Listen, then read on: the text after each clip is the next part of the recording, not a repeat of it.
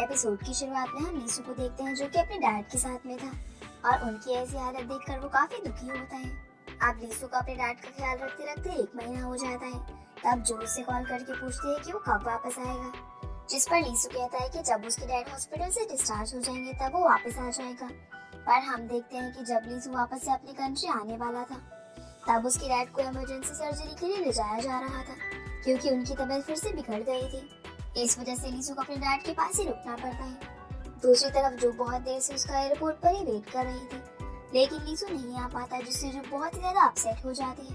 फिर हम देखते हैं कि जो अगले दिन अपने स्कूल जाती है, जहाँ उसे सुबह से पता चलता है कि सूजी ने स्कूल छोड़ दिया है और वो पढ़ाई करने के लिए दूसरी कंट्री में चली गई है। अब जैसे ही जो अपने घर पहुंचती है तब उसकी तबीयत बिगड़ने लगती है और उसके पेट में दर्द होने लगता है। इसीलिए उसकी माँ उसे हॉस्पिटल लेकर जाती है। दूसरी तरफ लीसू फ्री होकर जू को फोन करता है पर वो फोन उसकी मॉम उठाती है और जू के लिए बताती है कि स्ट्रेस की वजह से वो बीमार हो गई है, इसीलिए वो हॉस्पिटल में है। ये सुनकर लीसू थोड़ा घबरा जाता है पर जो की मॉम उसे कहती है कि जैसे ही जू नींद से उठेगी तो वो उसकी बात उसे करवा देंगी। अब लीसू को बहुत ही बुरा लगता है क्योंकि उसे लग रहा था कि ये सब उसी की वजह से हो रहा है। इसीलिए वो अगले दिन जू को फोन करता है और उसे कहता है कि उन्हें ब्रेकअप कर लेना चाहिए क्योंकि उसे बहुत ही बुरा लग रहा है कि वो जू के साथ ऐसे बुरे वक्त में नहीं है। अब जू ये सुनकर शॉक रह जाती है और बहुत रोती है कि उसे ब्रेकअप नहीं करना है और वो लीसू का वेट करेगी। लीसू के लिए भी ये बहुत मुश्किल था पर वो जू को कहता है कि अब वो उसकी कॉल का वेट ना करे। फिर हम देखते हैं कि जू उस कॉमिक स्टोर के सामने से गुजर रही थी। तब वो देखती है कि वहाँ से उनकी चेयर और सोफे हटा दिए गए हैं। तब उसे लीसू की याद आती है क्योंकि लीसू वहीं पर बैठा करता था। इसके बाद वो अंदर जाती है जहाँ लीसू ने दीवार पर लिखा हुआ था कि वो क्राई बेबी नहीं है और लीसू है। उसने ये भी लिखा था कि वो फिर से स्नोफॉल के दिन नमसान नाम की जगह पर जाकर विश मांगेंगे ताकि जू को याद आ जाए कि लीसू ही उसके बचपन का दोस्त है। और ये पढ़कर जो रोने लग जाती है कि वो लीसू को नहीं पहचान पाई। फिर हम देखते हैं कि जू का स्कूल खत्म हो चुका था और अब वो लीसू को मैसेज करके बताती है कि अब वो मूव ऑन कर रही है और वो कभी भी उसे कांटेक्ट नहीं करेगी। इसके अलावा वो उसे ये भी कहती है कि वो म्यूजिक को कभी ना छोड़े क्योंकि वो किसी दिन उसका म्यूजिक सुनकर बहुत ही अच्छा फील करेगी। इस सब के बाद जो एक मॉडल की असिस्टेंट बन जाती है पर वो मॉडल उसे बहुत ही परेशान करती है क्योंकि वो सियोजन को पसंद करती थी और सिर्फ जो ही ऐसी लड़की थी जो सियोजन की क्लोज फ्रेंड है। अगले सीन में हम देखते हैं कि जो अपने फ्रेंड्स के साथ होती है और उसने बहुत ही ज्यादा ड्रिंक कर ली थी क्योंकि वो बहुत ही परेशान थी। पर तभी वहाँ पर सियोजन उसे लेने आता है और वो उसे बहुत ही मुश्किल से उसके घर तक छोड़ता है क्योंकि जू रास्ते में नशे में होने के कारण बहुत ही अजीब अजीब हरकतें कर रही थी। वो सियोजन को ये भी कहती है कि वो चैन के साथ सिर्फ एक बार मिल ले क्योंकि वो उसे बहुत परेशान करती है। पर वो उसे कहता है कि वो किसी और लड़की से नहीं मिलना चाहता क्योंकि सियोजन अभी तक जू को ही लाइक करता था पर वो उसे कन्फेस नहीं कर पाया था और वहाँ वो उसे किस भी करने वाला था पर वो रुक जाता है। अगली सुबह जू देखती है कि सियोजन उसके घर पर ही होता है क्योंकि वो वहीं पर रुक गया था, जहाँ हमें पता चलता है कि सियोजन जल्दी एक एल्बम रिलीज करने वाला है और एक सेलिब्रिटी बनने वाला है। इसके बाद जो उसे बाहर तक छोड़ने आती है जहाँ सियोजन उसे कहता है कि क्या उसे कल रात को कुछ भी याद है। तब जो उसे झूठ बोल देती है कि उसे कुछ भी याद नहीं है पर सियोजन उसे कहता है कि उसे ये भी याद नहीं है कि कल उन दोनों ने किस करी थी। इसके बाद वो उसे ये भी कहता है कि वो किसी दिन उसे अपने दिल की बात बता देगा कि वो उसके लिए कैसा फील करता है। फिर वो अपनी फ्रेंड से हेल्प लेता है कि उसे जू को कैसे अपनी फीलिंग्स बतानी चाहिए। अगले दिन हम देखते हैं कि जो अपना काम कर रही थी तभी उसे सियोजन का मैसेज पढ़ती है जिसमें उसने उसे डिनर के लिए बुलाया था और इस बार वो उसे अपनी फीलिंग्स कन्फेस करने ही वाला था। इसके बाद हम सूजन को देखते हैं जो कि वापस आ चुकी थी और वो अपने सामने से जू को गुजरता हुआ देखती है। तब वो उसके पीछे जाने लगती है पर वो किसी से टकरा जाती है और इसी बीच जू वहाँ से चली जाती है। आगे हम देखते हैं कि जू की बहन और मिस्टर हान अपनी वेडिंग ड्रेस ट्राई कर रहे थे क्योंकि उनकी शादी होने वाली थी पर जू की बहन उनकी ड्रेस को सीरियसली नहीं लेती जिससे मिस्टर हान उससे नाराज हो जाते हैं। इसके बाद हम जू को चैन के साथ देखते हैं जहाँ चैन कार से उतरकर अपना शू बहुत दूर फेंकती है और जू को उसे लेकर आने के लिए कहती है पर तभी वहाँ पर सियोजन आ जाता है और चैन का शू एक पेड़ पर फेंक कर कहता है कि चैन खुद ही उसे उतार ले। फिर वो जू को अपने साथ लेकर चला जाता है। इसके बाद वो दोनों एक रेस्टोरेंट में जाते हैं जहाँ सियोजन अपनी फीलिंग्स फाइनली उसे कन्फेस कर देता है कि वो उसे बहुत पहले से ही लाइक करता है पर वो उसे कभी भी कह नहीं पाया। वो उसे ये भी कहता है कि वो उसे 3 डेट्स पे ले जाएगा और सोचने के लिए टाइम भी देगा। अब जो अपने घर जाती है और वो सियोजन की कही हुई बात के बारे में सोच रही थी तभी वो ऊपर चढ़कर एक बॉक्स निकालती है जिसमें लीसू की दी हुई सारी चीजें थी। तब उन्हें देखकर जो को लीसू की याद आ जाती है और वो इमोशनल हो जाती है।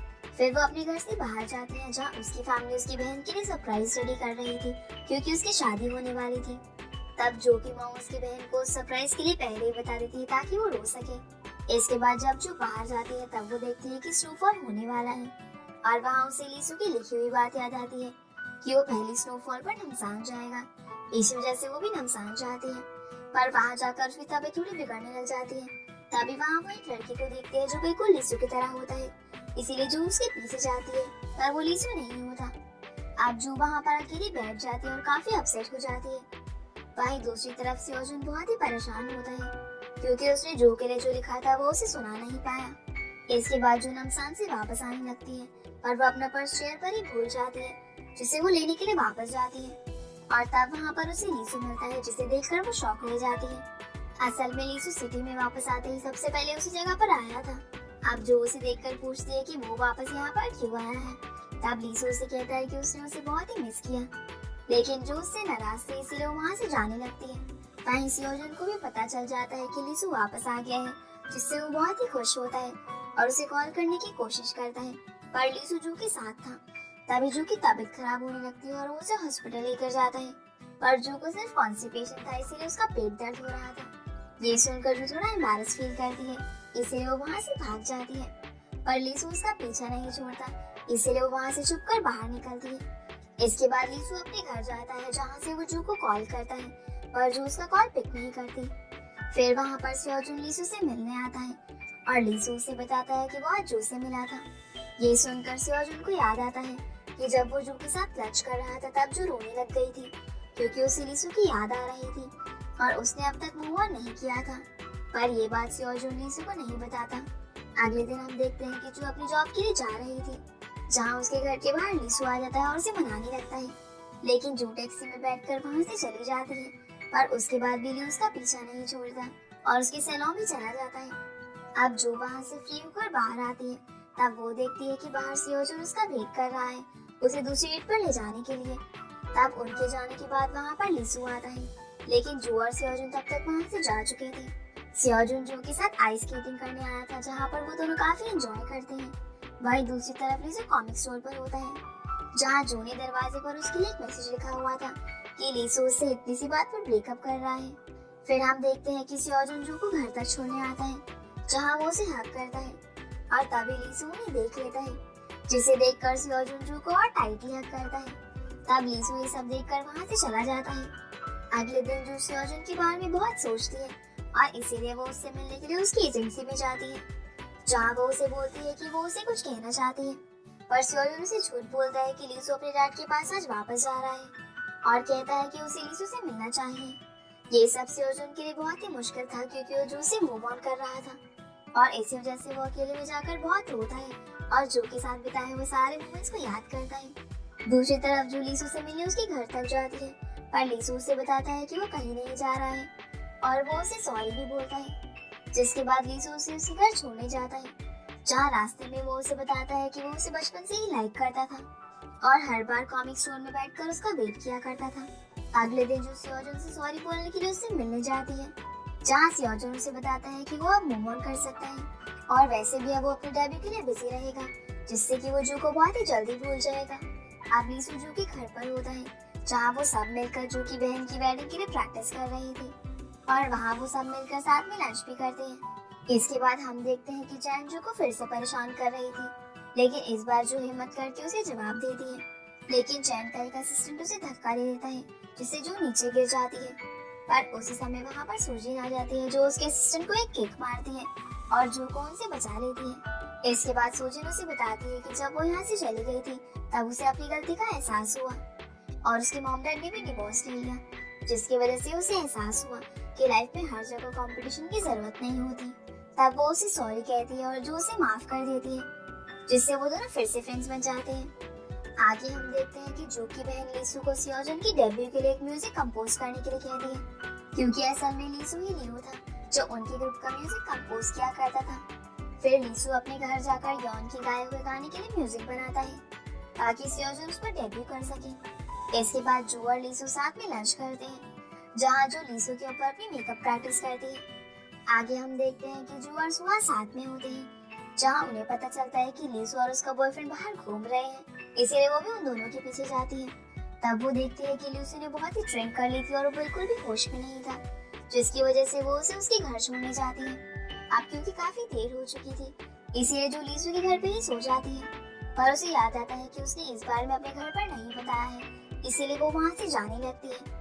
तभी उसे सुहा का मैसेज आता है कि उसने जो की मॉम को बोल दिया है कि वो उसके साथ है, जिसके बाद वो वहीं पर रुक जाती है। अगली सुबह लीसू जो के लिए अपने हाथों से ब्रेकफास्ट बनाता है और वहाँ वो उसे उसका रबर बैंड भी देता है जो उसके पास बहुत पहले से था। इसके बाद लीसू सियोजन का डेब्यू सॉन्ग सुनने जाता है, जिसके लिए उसने म्यूजिक बनाया था, और उसे सुनकर लीसू थोड़ा इमोशनल भी हो जाता है। इसके बाद वो सियोजन को ये भी बताता है कि वो फिर से म्यूजिक की पढ़ाई करेगा ताकि वो अच्छे से म्यूजिक बना सके। अब आखिरकार वो दिन आ ही गया था जब जो की बहन की शादी थी, जहाँ पर लीसू और जो भी साथ में होते हैं, पर सियोजन की मॉम से उन्हें पता चलता है कि वो वहाँ पर नहीं आएगा क्योंकि वो अपने डेब्यू में बहुत ही बिजी है। फिर वहाँ पर सुजन भी आ जाती है और वो सब फिर से एक साथ हो जाते हैं। दूसरी तरफ हम देखते हैं कि जो की बहन जब अपनी वेडिंग रिंग ट्राई कर रही थी, तब वो उसकी उंगली में फंस जाती है और वो सब मिलकर उसे निकालने की कोशिश करते हैं, जिससे वो रिंग एक टेबल के नीचे गिर जाती है और उसे निकालने की कोशिश में जो की बहन का सर उस टेबल के अंदर फंस जाता है, इसीलिए उसे उस टेबल के टुकड़े के साथ ही स्टेज पर जाना पड़ता है। फिर उन दोनों की शादी हो जाती है और वो सभी बहुत ही एंजॉय करते हैं। आखिरी सीन में हम देखते हैं कि सियोजन की पहली परफॉर्मेंस के लिए जो उसका मेकअप करती है, जिसके बाद जो और लीसू उसकी परफॉर्मेंस देखने के लिए जाते हैं, जहाँ पर सियोजन और लीसू यॉन को भी याद करते हैं और काफी खुश होते हैं। फिर हम देखते हैं कि जो और लीसू उस कॉमिक स्टोर पर एक बुक पढ़ रही थी, जहाँ जो एक बुक लेने के लिए उठती है, तब लीसू उसके पास आकर उसे किस करता है, जहाँ हम देखते हैं कि उसके हाथ में हैप्पी एंडिंग नाम की एक बुक थी और इसी के साथ इस ड्रामा की भी हैप्पी एंडिंग हो जाती है। तो गाइस ये थी आज की वीडियो एंड आई होप आप लोगों को ये वीडियो पसंद आई होगी, तो वीडियो को लाइक करके चैनल को सब्सक्राइब जरूर कीजिएगा। तो आपसे फिर मिलते हैं अगले इंटरेस्टिंग ड्रामा में, तब तक के लिए गुड बाय।